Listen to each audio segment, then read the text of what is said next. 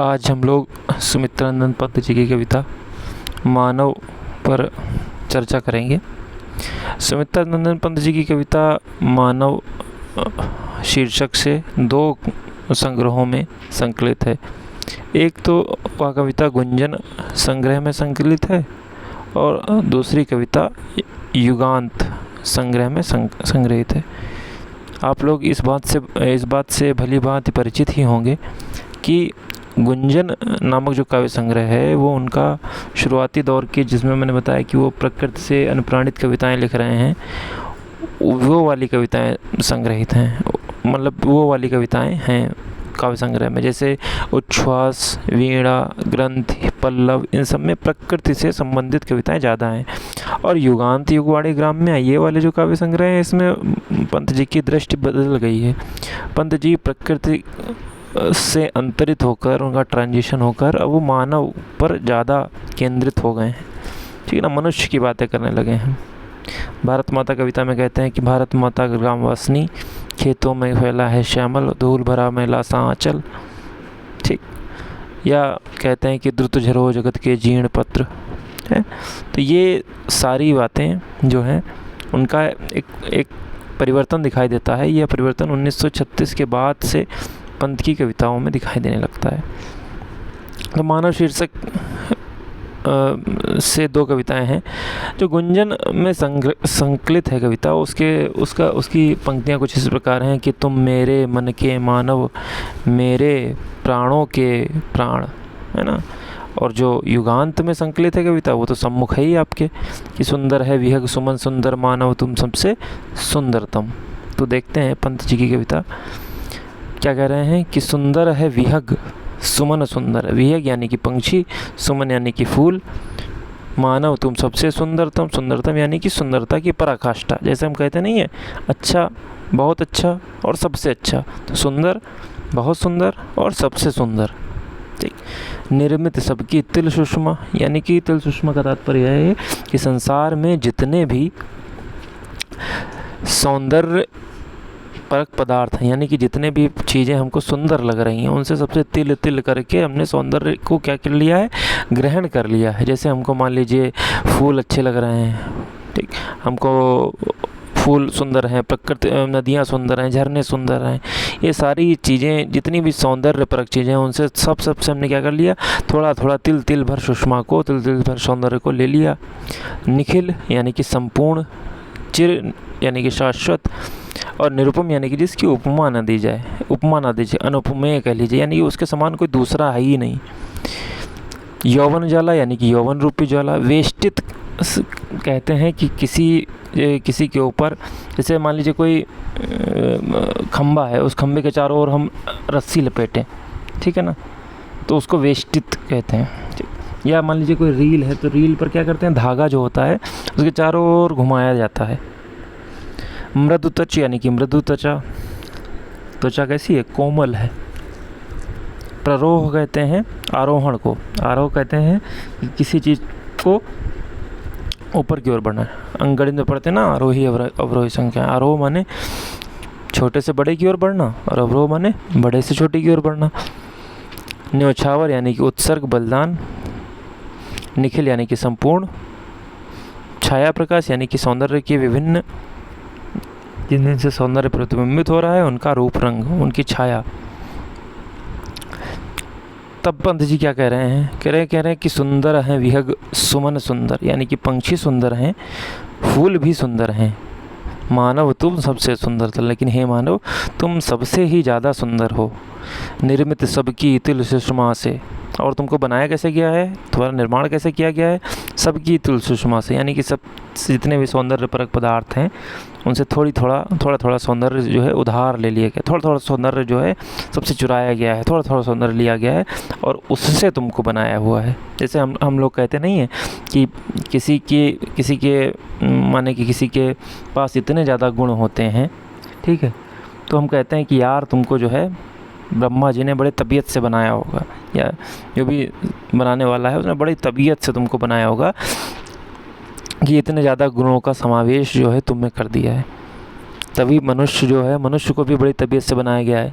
सारे के सारे सौंदर्यपरक चीज़ों को क्या कर लिया गया है, उसमें समाहित कर दिया गया है, जिससे क्या हो गया है, तुम निखिल सृष्टि में चिर निरुपम, यानी कि तुम संपूर्ण सृष्टि में अनुपमेय हो, कोई भी तुम्हारे समान कोई दूसरा नहीं है, है ना। यौवन ज्वाला से वेष्टित, और ऐसा लगता है कि यौवन रूपी ज्वाला तुम्हारे चारों ओर, तुम्हारा जो तन है वो यौवन ज्वाला से गुथा हुआ है, बंधा हुआ है, बिद्ध है। यानी कि तुम्हारे शरीर को देखकर क्या प्रतीत होता है, तुम्हारे शरीर को देखकर ऐसा लगता है कि मानो यौवन अपने परिपाक रूप में हो, है ना, गुथा हुआ हो। जैसे एक माला में मोतियों की माला है, मोतियों की लड़ी है, तो उसमें माले कैसे हैं, गुथे हुए हैं। ऐसे यौवन रूपी ज्वाला क्या है, गुथी हुई है। मृदु त्वच, तुम्हारी त्वचा कैसी है, कोमल है। सौंदर्य प्ररोह अंग, और क्या है, जितने भी अंग प्रत्यंग हैं, यानी कि जितने भी अंग प्रत्यंग को हम देखते हैं उसमें एक से बढ़कर एक सुंदरता। आँखों की अपनी अलग सुंदरता है, होंठों की अलग सुंदरता है, ठीक है ना, बाहुओं की अपनी अलग सुंदरता है। तो कहने का मतलब यह है कि हर एक अंग प्रत्यंग तुम्हारा क्या है, अत्यंत सुंदर है, अत्यंत सौंदर्यवान है। रीतिकाल के कवि नक्शिक वर्णन किया करते थे, और नक्शिक वर्णन में, नायिकाओं के नक्शिक वर्णन में क्या करते थे, उनके हर अंग प्रत्यंगों की उपमा बताते थे। तो नीचे पैर के अंगूठे से लेकर से चलकर ऊपर तक जाते थे, और क्या करते थे, हर एक अंग की सौंदर्य। तो हम नीचे से ऊपर जा रहे हैं, यानी कि प्ररोह कर रहे हैं। एक इसका अर्थ ये भी देखिएगा कि प्ररोह कर रहे हैं, आरोह कर रहे हैं, बढ़ रहे हैं ना ऊपर की ओर।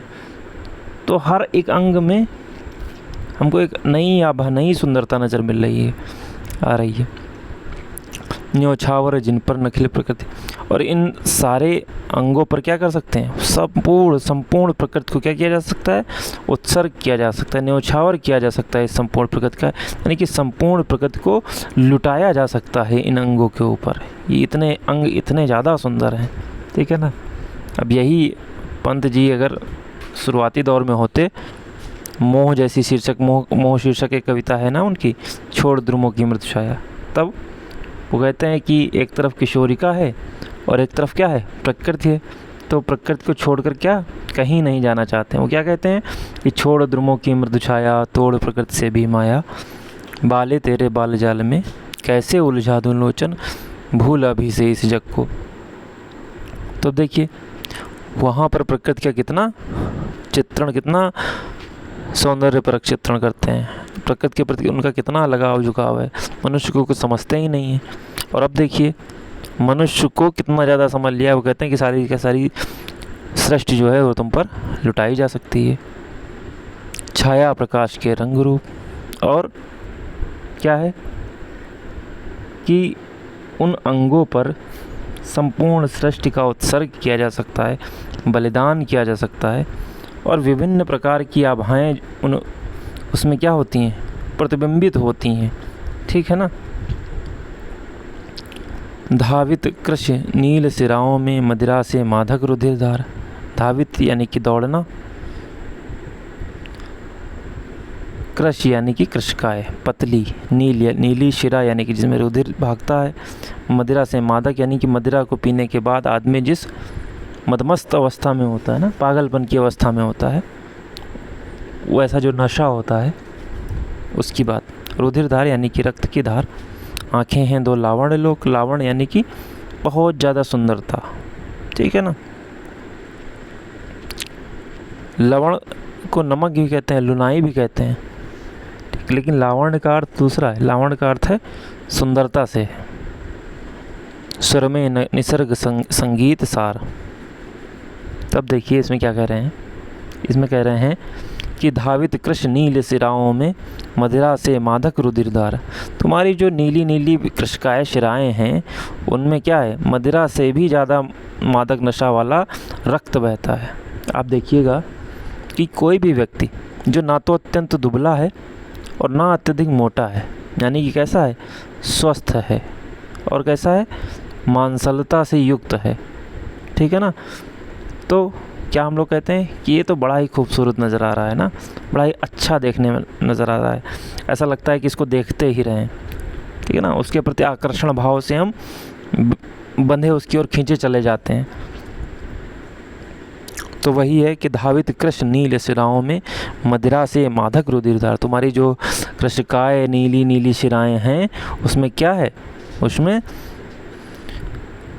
मदिरा से भी ज़्यादा नशा कर देने वाला रक्त की धार बह रही है। आँखें हैं दो लावण्य लोग, आँखें दो सौंदर्य के लोक हैं। ये आँखें नहीं हैं, ऐसा लग रहा है कि दो सौंदर्य के लोक बना दिए गए हैं, यानी कि सौंदर्य लोक बना दिए गए हैं जहाँ के क्या हो, केवल सुंदर सुंदर चीज़ें हों। और स्वर में निसर्ग संगीत सार, और स्वर में क्या है, जब बोलता है मनुष्य तो क्या लगता है, ऐसा लगता है कि संसार में जितना भी संगीत है उन सारे के सारे संगीत का क्या है, निचोड़ उपस्थित है। यानी कि संगीत जितना भी उपस्थित है संसार में, उस सारे के सारे संगीत का निचोड़ मनुष्य के बोलने में नज़र आता है। फिर क्या कह रहे हैं, प्रथ उरोज ज्यों सर सरोज। तब देखिए प्रथु यानी कि विस्तीर्ण, बहुत ज़्यादा। पहले जैसे हम खेतों में तो हम देखते नहीं हैं कि यहाँ तो बहुत ज़्यादा खेत फैले हुए हैं। उर यानी कि छाती, उरोज यानी कि स्तन, सर यानी कि सरोवर, ताल, सरोज यानी कि कमल, दृढ़ यानी कि जो क्षणभंगुर ना हो, बाहु यानी कि बाहें, प्रलम्ब कहते हैं कोई चीज़ लटकी हुई होना, जैसे पेड़ों की डाली पर पड़ा हुआ झूला जिस पर कोई बच्चा झूल नहीं रहा है, तो क्या है, जब झूल नहीं रहा है तो क्या है, लटका हुआ है। प्रेम बंधन, प्रेम रूपी बंधन, पीनोर यानी कि जांघे, स्कंध जीवन तर्के यानी कि जो जीवन रूपी वृक्ष है उसकी एक शाखा, एक कर, हाथ, पद, पैर, अंगुलियां, नख, नाखून, शिखाएं, चोटी, शोभन, शोभायमान होती हैं। पंत जी आगे कह रहे हैं कि प्रथ उर, तुम्हारी जो छाती है वो अत्यंत विस्तीर्ण है, और उस छाती पर जो दो स्तन हैं वो कैसे लग रहे हैं, वो ऐसे लग रहे हैं कि ज्यों सर सरोज, जैसे सरोवर में, तालाब में कोई दो कमल खिलाए हों। और तुम्हारी जो दृढ़ बाहु हैं वो प्रलम्ब, वो लटकी हुई हैं, और क्या है, प्रेम बंधन यानी कि प्रेम के आलिंगन में बांधने हेतु तत्पर हैं। जैसे हम किसी को क्या मिलते हैं, गले मिलते हैं ना, तो गले मिलने से क्या होता है, प्रेम का आभास होता है, बड़ी आत्मीयता बोध से मिलते हैं ना। तो वैसे ही कह रहे हैं पंत जी, कह रहे हैं कि तुम्हारी जो दृढ़ बाहुएं हैं, लटकी हुई जो दृढ़ बाहुएं हैं, वो प्रेम रूपी बंधन में बांधने के लिए तत्पर हैं। और पीनोर स्कंध जीवन तर्के, और तुम्हारी जो जांघें हैं वो शरीर से इस प्रकार जुड़ी हैं जिस प्रकार वृक्ष से क्या होती हैं, शाखाएं निकली होती हैं, डालियां निकली होती हैं, जो बड़ी अत्यंत कह लीजिए बहुत ही मजबूती से पकड़े रहती हैं। कर, पद, अंगुली, नखशिख, शोभन, और कर, पद, हाथ, पैर, अंगुलियां, नाखून, शिखाएं, ये सब अत्यंत सुंदरता को बढ़ा देने वाली चीज़ है ना, शोभायमान कर देने वाली चीज़ें हैं। यौवन की मांसल स्वस्थ गंध, नवयुग्मों का जीवनोत्सर्ग, आह्लाद अखिल, सौंदर्य अखिल, आप प्रथम प्रेम का मधुर स्वर्ग। और यौवन की मांसल स्वस्थ गंध, यौवन की गंध कैसी है, मांसल है और स्वस्थ है। आप देखते होंगे कि किसी भी व्यक्ति की एक अपनी क्या होती है, खुशबू होती है, अपनी गंध होती है। यानी कि कोई भी व्यक्ति आता है ना, तो आप अगर आंखें बंद भी किए होंगे तब भी पहचान जाते हैं। जैसे बच्चा जो होता है ना, वो माँ को भले ही ना देखता, लेकिन अगर माँ कमरे में मौजूद है तो उसकी गंध उसको जो है बड़ी आसानी से वो पहचान लेता है और रोने लगता है। ठीक ऐसे ही प्रेमी प्रेमिका को भी आप कह सकते हैं। तो कहने का तात्पर्य यह है कि यौवन की यानी कि एक अलग ही गंध होती है, एक अलग ही खुशबू होती है, और जिस पर क्या कर देते हैं, नवयुग्मों का जीवनोत्सर्ग, जीवन उत्सर्ग कर देते हैं। नवयुग्म यानी कि नए जोड़े, नए जोड़े जीवन का उत्सर्ग उस यौवन की मांसल और स्वस्थ गंध पर कर देते हैं। आप देखते होंगे कि कई क्या होते हैं, प्रेम में पड़े हुए लोग क्या कैसे हो जाते हैं, अपने जीवन का सर्वस्व समर्पण कर देने को तैयार दिखाई देते हैं, है ना। हीर रांझा लैला मजनू, कितना हमारे पास कितने सारे हैं किस्से कहानियाँ। आह्लाद अखिल, सौंदर्य अखिल, जो प्रसन्नता है वो कैसा है, संपूर्ण है मनुष्य में, और सौंदर्य भी अखिल है, संपूर्ण सौंदर्य से है। यानी कि मनुष्य जो मानव है वो कैसा है, वो प्रसन्नता की कह लीजिए गठरी है, सौंदर्य की गठरी है, ढेर है प्रथम प्रेम का मधुर स्वर्ग। और प्रथम प्रेम में होने पर एक अलग ही प्रकार का स्वर्ग जैसा आभास जो है वो किसको होता है? मानव को होता है। यानी कि प्रथम प्रेम की वो बात अलग ही होती है ना। प्रेम किसी के प्रति, प्रेमी प्रेमिका के प्रति हो सकता है, माँ और बच्चे के प्रति हो सकता है, पिता और पुत्र के मध्य हो सकता है ना, माता पिता के मध्य हो सकता है। तो कहने का तात्पर्य है प्रेम का स्वरूप भी विस्तृत है। और एक बात और गौर कीजिए आप कि रीतिकाल के जो कवि थे वो प्रेम का कैसा अमर्यादित वर्णन कर रहे थे, है ना। और छायावादी कवि उसका मर्यादा पूर्वक वर्णन कर रहे हैं, है ना, मर्यादित वर्णन कह लीजिए आप। निराला को देखिए, सरोज स्मृति लिखी, बेटी के ऊपर कविता लिखी, किसी ने बेटी के ऊपर कविता नहीं लिखी थी, और बड़ा ही कह लीजिए बैलेंस्ड साम्य में, ठीक है ना, मर्यादित वर्णन कर रहे हैं। ये जो नारी के प्रति बदलाव है ना, नारी के प्रति जो दृष्टिकोण है, ये छायावादियों की सबसे बड़ी खूबी है। एक बदला हुआ दृष्टिकोण नज़र आता है नारी के प्रति, तो इसको तो बता ही चुके हैं। और मनुष्यों की क्या क्या खूबियाँ हैं? आशाभिलाष बना है, आशा और अभिलाषा, यानी कि आशा धन, अभिलाषा आशा उम्मीद, अभिलाषा इच्छा, उच्चाकांक्षा, उद्यम अजस्र, यानी कि अजस्र यानी कि लगातार, शाश्वत, कभी न रुकने वाला उद्यम मनुष्य करता है। विघ्नों पर जय, कष्टों पर जय करता है। विश्वास रखता है मनुष्य का, मनुष्य पर क्या है? विश्वास है। असत्य और सत्य का विवेक है। मनुष्य की मनुष्य पर दृढ़ श्रद्धा है, सत्य है और प्रेम है। और ये सब अक्षय निधियाँ हैं, कभी क्षय न होने वाली निधियाँ हैं। तो मनुष्य के पास क्या क्या पूंजी है? आशा है, ठीक है ना, मनुष्य आशावान रहता है। उसके पास अभिलाषाएं हैं, यानी कि इच्छाएं हैं। मनुष्य की आकांक्षाएं उच्च हैं, उच्च आकांक्षा।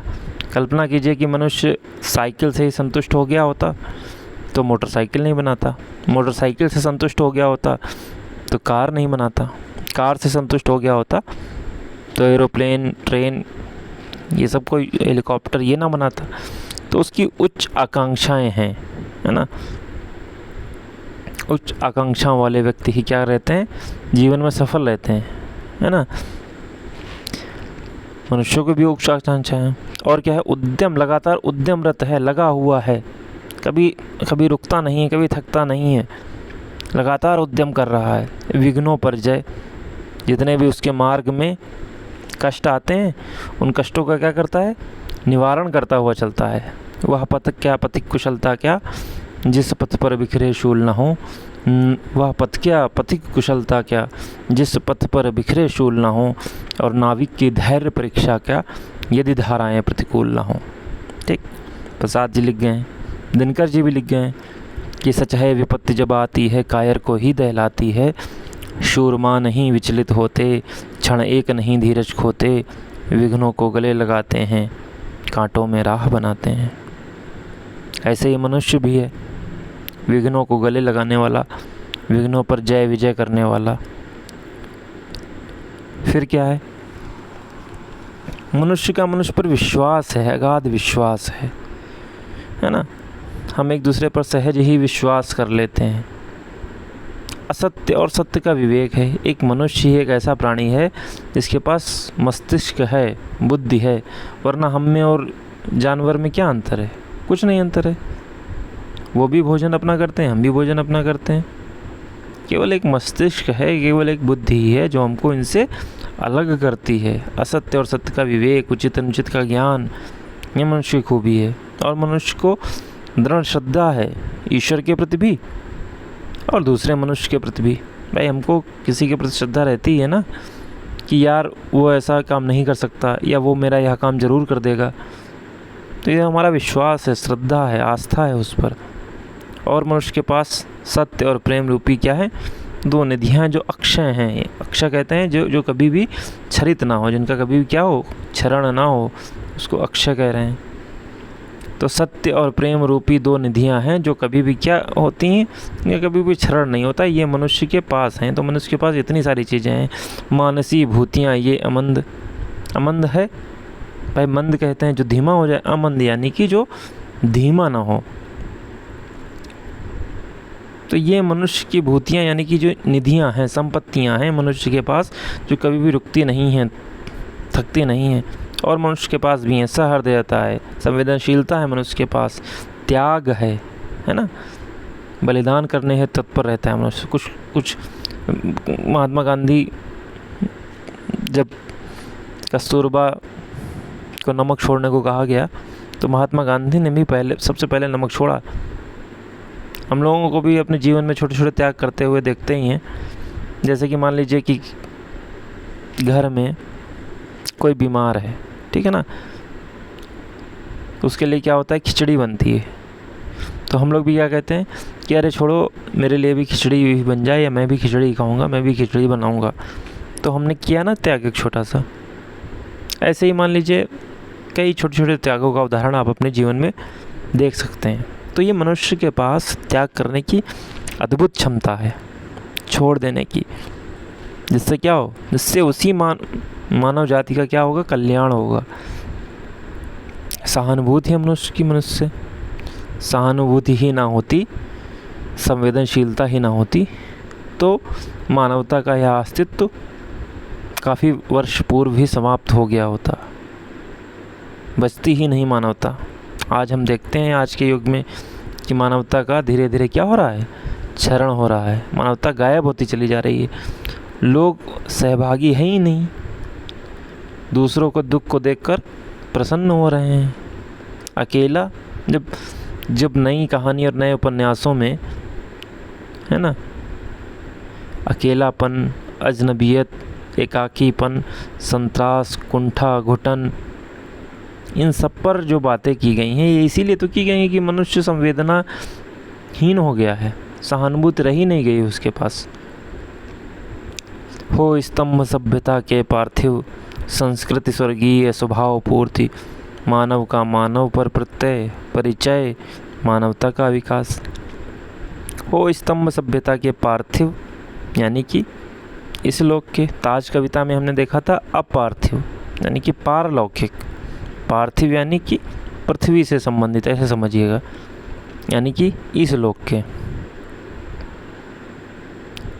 तो जितना ही सत्य असत्य विवेक है, विश्वास है, दृढ़ श्रद्धा है, सत्य प्रेम अक्षय है, सहृदयता है, त्याग है, अनुभूति है, ये सभ्यता के स्तंभ बन जाएं, यानी कि संसार में जो आगे आने वाली पीढ़ियां हैं उनको एक पथ दिखलाएं, एक लीक दिखलाएं, एक रास्ता दिखलाएं, जिस पर क्या हो, इस पर आगे आने वाली पीढ़ियां बढ़ सकें। क्योंकि हम देखते हैं कि हमारे आगे आने वाली जो पीढ़ियां हैं वो संस्कार विहीन होती चली जा रही हैं। तो उनके पास ये भूतियाँ रहनी चाहिए, ये निधियाँ रहनी चाहिए, और तब उससे क्या होगा, संस्कृति स्वर्गीय स्वभाव पूर्ति, मनुष्य के स्वभाव की पूर्ति होगी। यानी कि मनुष्य का स्वभाव क्या है, मनुष्य का स्वभाव है भोग करना, चीज़ों का भोग करना चाहता है। लेकिन अगर मनुष्य केवल चीज़ों का भोग ही करने लगेगा, केवल चीज़ों का भोगी बन जाएगा और कुछ ना करे, तो मानवता का ह्रास हो जाएगा। ये सारी चीज़ें, विश्वास, सत्य, श्रद्धा, प्रेम, सारी चीज़ें जब उसके पास रहेंगी तो उसकी संस्कृति कैसी बन जाएगी, स्वर्गीय बन जाएगी, है ना। और मनुष्य अपने स्वभाव की पूर्ति में भी सक्षम हो सकेगा, भोग भी कर सकेगा चीज़ों का। मानव का मानव पर प्रत्यय, जब एक मनुष्य दूसरे मनुष्य से मिलेगा तो क्या होगा, कई और मनुष्य जन्म लेंगे, यानी कि वंश बढ़ेगा, मानवता बढ़ेगी। मानव का मानव पर प्रत्यय परिचय, जब दोनों का आपस में घाल मेल होगा, दोनों आपस में मिलेंगे, आलिंगनबद्ध होंगे या एक दूसरे को जानेंगे समझेंगे, तो मानवता का विकास होगा, यानी कि मानवता आगे बढ़ेगी। विज्ञान ज्ञान का अन्वेषण, सब एक एक में सब प्रकाश। और मनुष्य क्या करेगा, जब मनुष्य मनुष्य मिलेगा तो विज्ञान और ज्ञान का अन्वेषण कर सकेगा। आज के युग में हम देखते हैं ना कि कला विज्ञान और समाज के समेकित रूप से, सामंजस्यपूर्ण रूप से ये दुनिया चल रही है। ऐसा नहीं है कि कला वाले कह दें कि केवल कला ही दुनिया चला रहा है, या विज्ञान वाले कह दें विज्ञान ही दुनिया चला रहा है, या समाज वाले कह दें कि समाज ही दुनिया चला रहा है। ऐसा नहीं है। इन तीनों का आपसी मेल, आपसी सामंजस्य से दुनिया चल रही है। तो मनुष्य विज्ञान और ज्ञान का अन्वेषण करेगा, उसकी खोज करेगा, उसमें नई नई चीज़ें निकाल के लाएगा। तब क्या होगा? सब एक, एक में सब प्रकाश। ये सारी चीज़ें, विज्ञान, ज्ञान, कला, सब एक ही हैं, और एक ही में सारा प्रकाश, यानी कि प्रकाश यानी कि आगे का रास्ता छिपा हुआ है। हम देखते हैं ना कि आज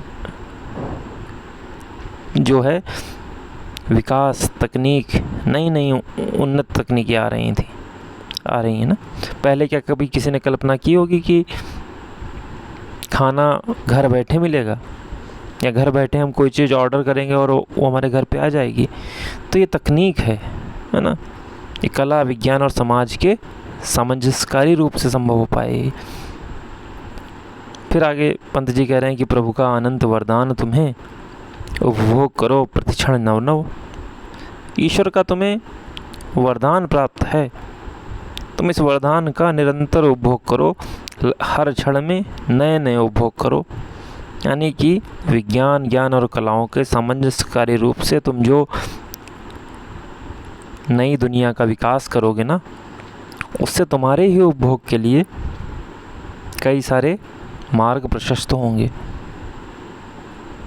क्या कमी तुम्हें है त्रिभुवन में, यदि बने रह सको तुम मानो।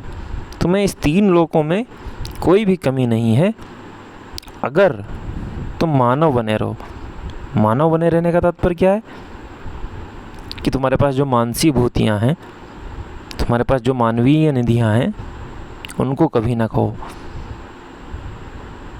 मानवीय निधियाँ क्या क्या थीं हमने देखा ना। आशा, अभिलाष, उच्चाकांक्षा, विघ्नों पर जय, उद्यम, अजस्र, विश्वास, असत सत का विवेक, दृढ़ श्रद्धा, सत्य, प्रेम, सहृदयता, त्याग, सहानुभूति। ये सारी की सारी चीज़ें अगर तुम्हारे पास हैं, अगर इनको तुम बनाए रखोगे, तब तुम मानव बन पाओगे। और मानव जो बने रहोगे, तब क्या कर पाओगे? तब तुम्हारे पास त्रिभुवन में कोई कमी नहीं है।